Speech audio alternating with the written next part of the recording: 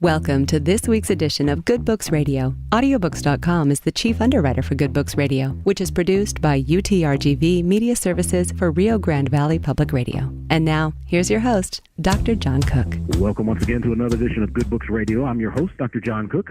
And with me today is Dr. Serene Jones, who is president of the historic Union Theological Seminary in the city of New York. She's the first woman to head the 180-year-old institution. Jones occupies the Johnson Family Chair for Religion and Democracy. She is the past president of the American Academy of Religion. Jones came to Union after 17 years at Yale University, where she was the Titus Street Professor of Theology at the Divinity School and Chair of Women's, Gender, and Sexuality Studies at Yale University. Jones is the author of several books, including Trauma and Grace. She's a child of the Oklahoma Plains, a daughter of a university president, and a single mother, sister, cancer survivor, theologian, minister, news commentator, public intellectual, and devoted teacher. That's an impressive resume. The title of the book is Call It Grace, Finding Meaning in a Fractured World. Ms. Jones, welcome to the program. Well, thank you. I'm so happy to be in conversation today. It's a great book. It's a soul-bearing book, and I want to get into it in great detail. But let's start with your family roots. You mentioned in the bio that you're an Okie, and your roots are your ancestors are outlaws turned sod busters. Yes. So when I sat down to write this book about grace, it was initially going to be a more abstract theological book, but found that I couldn't talk about grace without telling my own experiences of it, and I discovered that I couldn't talk about my own life without talking about grew up in and the place that formed me, and that was Oklahoma. The book begins by telling the story of my grandma, Ida Bell Seitz, who was born before Oklahoma became a state. Her parents were Sooners who picked up their homestead, riding a horse fast to grab a flag when the territory was opened up, and her eventual husband, my grandpa, came on the first train to Oklahoma. I call my grandma's family sodbusters because they turned the prairie into fields of wheat, and I talk about my grandpa's family as coming from a family of outlaws because they got to the state running from the law. So it's a pretty interesting story how we all got there. It is. Now, we want to distinguish between theology and religion in just a minute, but let's talk about the disciples of Christ, that particular belief system, and the influence of John Calvin on your beliefs. Yes, so I couldn't tell the story about my great-grandparents and grandparents in Oklahoma without describing the church that formed them. They were both lifelong members, as is my whole family to this day, of the Christian Church Disciples of Christ. But when they joined that denomination, it wasn't a denomination. It was a fellowship. It was a social movement. It was a combination of Presbyterians and Baptists who came together and decided that denominations were a problem. It divided Christians, and that we needed a more simple faith and an open faith. And so they formed on the western frontier this movement called the Disciples of Christ, which allowed lay people to do communion, which had believers' baptism like the Baptist, and had a focus on communion every Sunday, but also had a sort of commitment to the intellectual study of the Bible that you found in the Presbyterian tradition. My own influence in that has come from extensive work I've done on John Calvin. My family are in that disciples tradition, Calvinists, going back generations and generations and generations. And in fact, one of the most precious things I have in my home library is Calvin's Institutes of the Christian Religion, first published in 1559. I have a later edition, but it goes back generations and generations. It still has that red dirt from Oklahoma on its pages. Uh-huh. And that book, Institutes, helped you to understand the worldview that allowed your family to survive all those years. Absolutely. Yes. From my own study of Calvin and that book, I came to understand how this book that nowadays we look at as kind of archaic and old school, actually when he was writing it to a very discouraged and outcast group of people who were trying to find meaning in a world that seemed meaningless to them, and to help them survive in hard times, which is exactly why for generations of people in North America and the U.S., that same book, as they've struggled with hard times, has supported them. And at the center of the Institutes is the notion of God's universal grace. And we do want to get into sin and grace, but first let's distinguish a couple of other things. The foundations of this book are a very powerful and clear theology, and then the rest of the book is your memoirs about being buffeted about by everything from abuse to life-threatening illnesses to struggling with forgiveness. But theology versus religion, what is the quick and dirty distinction you can make there? Religion refers to the institutions, the church buildings, the doctrines, the long lists, the rules, the books that create communities and give them structure. Theology, as distinct from that, is asking questions about the big stories we tell ourselves about the meaning of our lives and the place or possibility of God in that. And in a sense, theology is best done when it rises above the institutions, can get outside of them, and look upon them and our own lives and ask the big questions. What's the purpose of it all? The 6 parts of theology, I want to touch on those a little bit. The first one is God is mystery.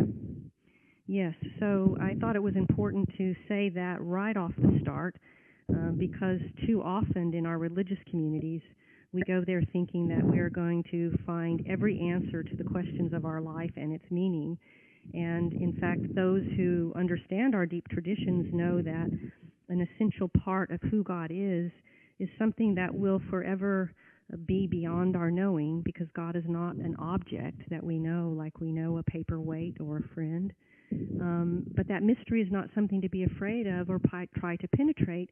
It's part of the gift of our knowing. Mm-hmm. The second point is the infinite mystery is our Creator, Sustainer, and the Alpha and Omega. Yes, well, divine love.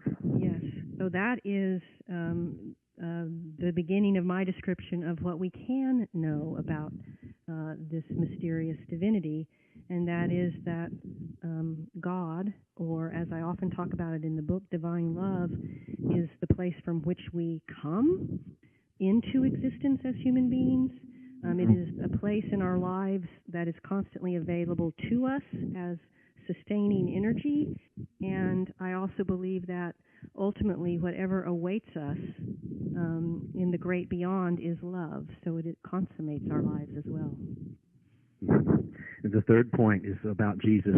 Jesus stands as the truest and most vivid and profound human manifestation of that life force. Yes, and there I'm talking about in my own experience as a Christian, Jesus is the way that I have come to know the reality of that divine love. But I'm very clear to say that knowing it through Jesus does not mean I know it to the exclusion of other ways in which divine love has been revealed to me in my life that are in consonant with what I learned from the Gospels and Paul's letters. But it also means that I don't think that believing in the truth revealed to me through Jesus Christ in any way rules out similar truths about ultimate love that many of the world's religions have also at the center of what they proclaim. It's not an exclusive religion. And that's a powerful statement. You talk about others echoing those same themes, those Jesus truths, Abraham, Moses, Muhammad, Buddha. Number 4, God does not stay at a distance, but constantly seeks to transform our lives by asking us to awaken to the divine presence. Yes, I believe that this divine love is not something that stays far away as an ideal towards which we reach, but actually is personally and constantly being made available to us. And when we open our lives to love, we are transformed by it. It changes the way we understand ourselves, our world, and it profoundly shifts the way we act in the world. This is something that's really important to me, the notion that God is always there. We just aren't paying attention. Yes. And the fifth point adds to that. When you catch glimpses of this truth, you become painfully aware of how asleep you've been, how most of us spend our lives as if that brilliant love of God does not exist, oblivious to it.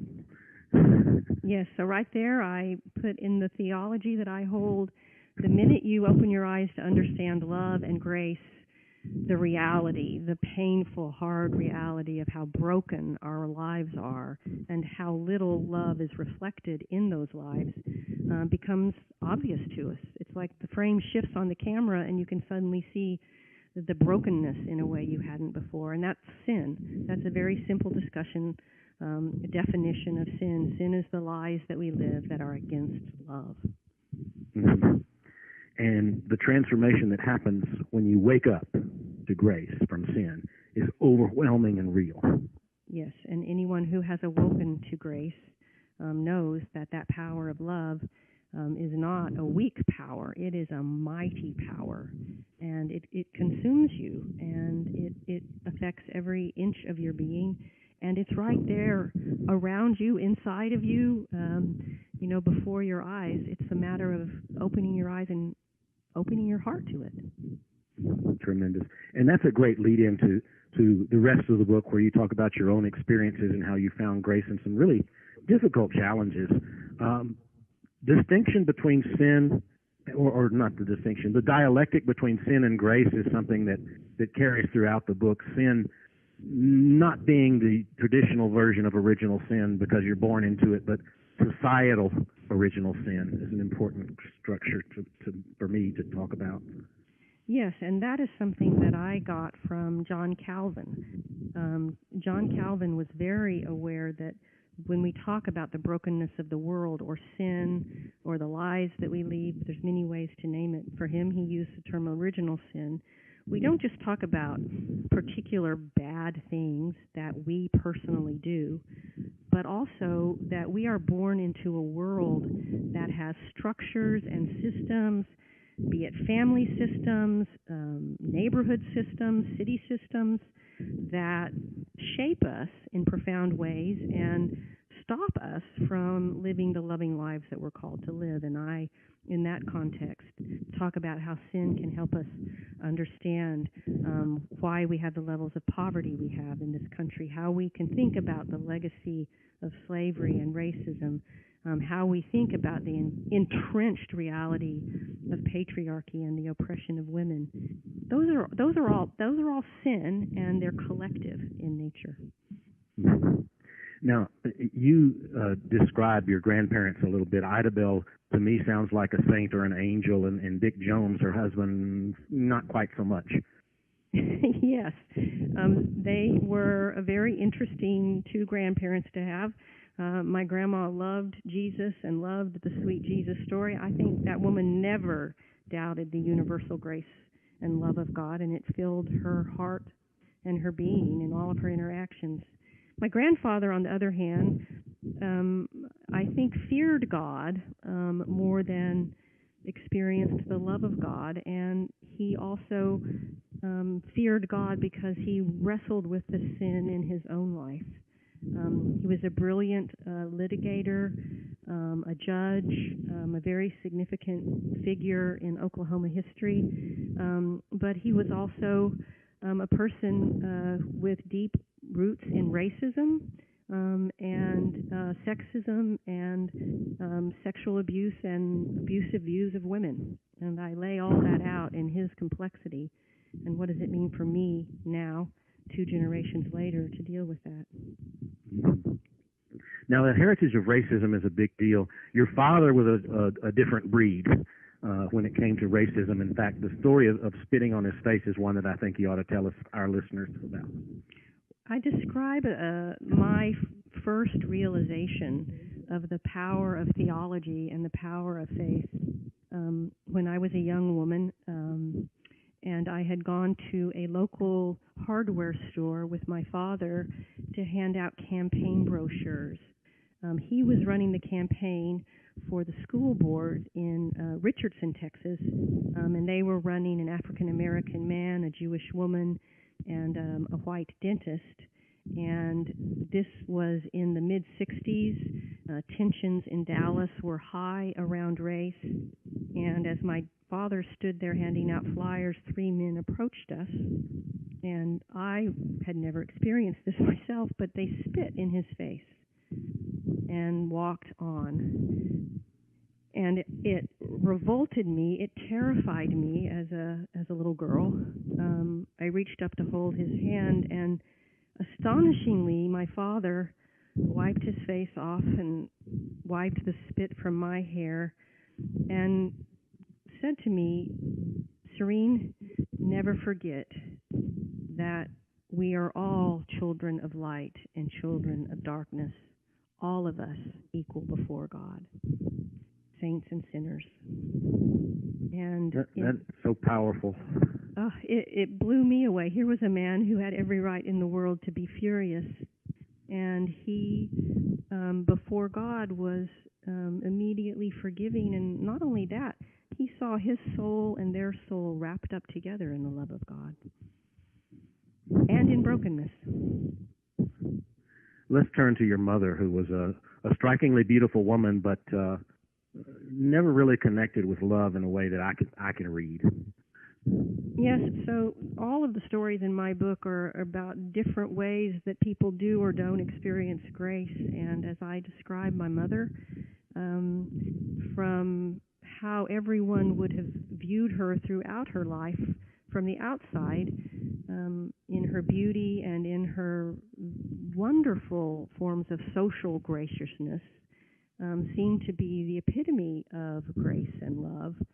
But in my family, we knew a different mother, a mother who struggled with the fact that she never felt and never had a chance to realize her own potential, and harbored lots of anger at the world about the turns that her own life had taken, dealing with alcoholism in her family and her brother's suicide, and how those things within her ate away at her in ways that people rarely saw because the exterior was so beautiful. But in the family, we saw it and suffered for it. Yeah, and let's just mention the suffering at least. It was almost like you were never quite good enough to please her. Yes, never good enough to please her.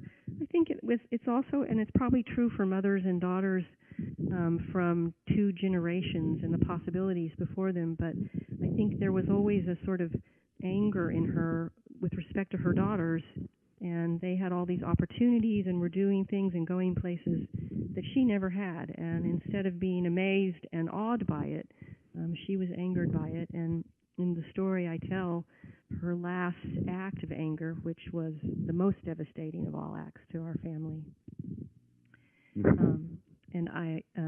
So the story is that my mother, who passed away 3 years ago, had a terrible illness called progressive supranuclear palsy, and in the last 6 months of her life, revealed to first me and then my two sisters and eventually my father that she had had a long-standing affair with a close family friend. And it was a shock to all of us. We had no idea. It was a shock most of all to my father, who she never regretted or relented in any way. She talked about it constantly to everyone whose ear she could grab. Large groups of our friends eventually found out about it from her. And watching my father both forgive her and care for her as she passed, and she died not ever apologizing or regretting, but also to watch his wrestling with his own faith and his world falling apart. When he has to look back on almost 60 years of his life and wonder now which parts of it were true and which were lies. And that's just a wonderful example of grace in action. I was awed by that. I was just sure that I couldn't be the same. Well, no one could be the same after what he suffered, but the power of his wrestling and his determination to find meaning again in his life, which is still an ongoing struggle. Let's turn quickly to the dust of India, because you spent a good deal of time there and almost died from dysentery. Yes, I have two stories in the book about my own encounters with death, because I think those are also times in everyone's life, either their death or the death of a loved one, when you see with clarity things that you can't see in the course of everyday life. And the first for me was when I was in seminary. I took a year and traveled to India and got very severe case of amoebic dysentery. And I was so determined to stay in the poverty of India, which I was awakening to. In fact, one of the most educative moments of my life was when the doctor who diagnosed the amoebic dysentery told me that now in my body I was going to experience what most poor people in India experience for their entire lives, and that's debilitating, the debilitating effects of dysentery. But I did not have a clear enough mind as I got sicker and sicker to leave, and one day I got on the wrong bus, leaving the seminary where I was studying, and ended up on a platform in a town whose name I still don't remember, and basically thinking for all I understood that my life was over and that I was dying. And one of the most remarkable moments in that realization that I would simply disappear and no one would even know who I was or be able to tell my sisters and my parents what happened. I saw a man on the platform who in that moment I perceived as God looking at me, but looking at me as not particularly special, but as part of that big world of people called the grass. And all I could say to myself again and again was, all is grass. All life is grass, which is stanza from the Psalms. I was found later that evening by a woman from the seminary who lived in that town, who brought me home, and the young women in the dorm where I was staying nursed me back to health. I've never completely recovered from it, but I also think that it's in those moments when you realize that your life could mean nothing, that you could simply disappear, that the beauty of your existence flashes before you. And the beauty of the caring of your sisters at the seminary, not your biological sisters, but the kindness of the young women there to nurse you back to health was really something that struck me as another great example of grace. Yes, the grace was in their love and their care for me. Literally gave me life again. Well, I don't want to lose all our time before I get to one of my favorite themes, because I'm not a dyed-in-the-wool Okie, but I did work and live in Lawton, Oklahoma for 5 years, and I have a lot of friends there, and Oklahoma means a lot to me. And that dark day when Timothy McVeigh blew up the Murrah building affected so many people, and it also affected you and your family and thoughts about forgiveness. Yes, in the book I write extensively about that horrible day. I was teaching a class at Yale at the time. When the class ended, I got the phone call that the Murrah building had been blown up. It's still even hard to talk about to this day. It was difficult to write about. My brother-in-law at the time had been across the street in the YMCA, and we did not hear from him for quite some time. My sister was at the time working near downtown, and in the swirl of the aftermath, I described the terror of not knowing whether those people you love are alive or dead, and then in the days that followed, dealing with the traumatic aftershock of it as one body after another, many of them of children, were pulled from the rubble. And one of the most, as I write about it, difficult things about dealing with the figure of Timothy McVeigh is, I know in the United States, so stereotypically, people think of a terrorist as someone from another country. But Timothy McVeigh was homegrown, and my sisters and I talked about how he could have been one of our high school boyfriends. I mean, this was a man who did a horrendous act of violence, and yet could have been our next-door neighbor. And how does one wrestle with that? I also write about the uncanny coincidence that my sister in Oklahoma City, who had been a public defender of capital punishment cases, an ardent opponent of the death penalty, had one of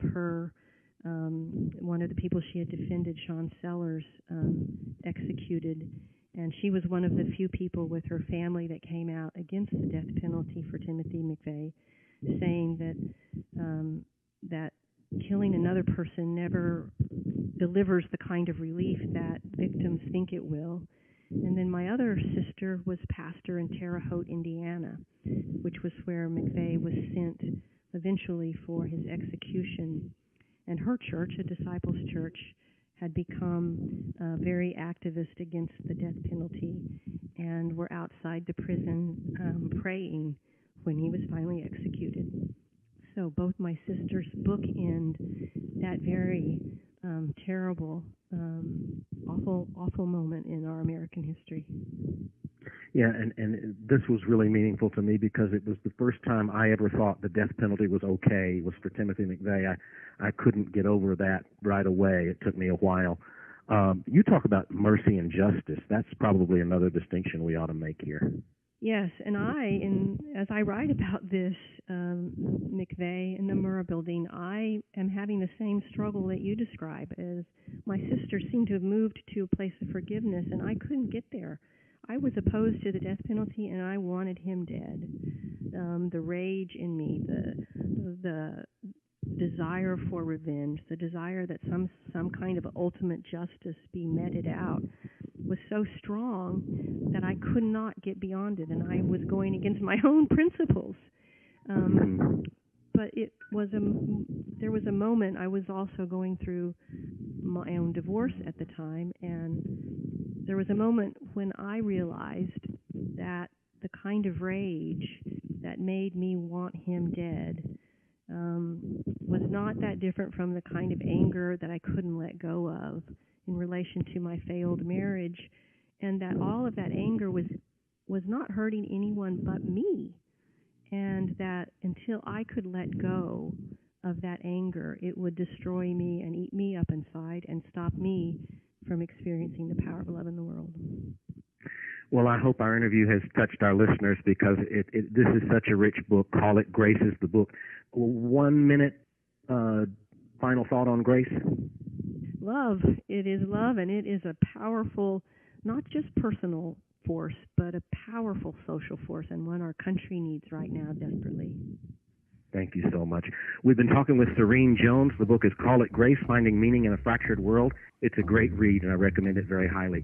I remind our listeners that if you don't hear our regularly scheduled broadcasts, you can catch up with us on our YouTube channel, Good Books Radio, Strong and Cook. Thanks for listening, and make it a great day.